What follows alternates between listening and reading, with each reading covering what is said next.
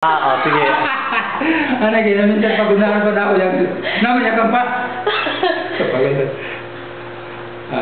Sana mag-ingat ka sa araw-araw ginagawa mo, kung saan ka pupunta, pag-ingatan mo, kasi parang humaba ang buhay mo.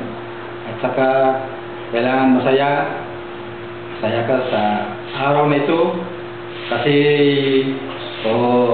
umabot ka na sa 45 years old ngayon.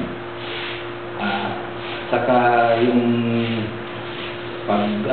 sa mga anak mo, gantihan mo, ingatan mo sila, parang walang maganap na mga masamang disgrasya.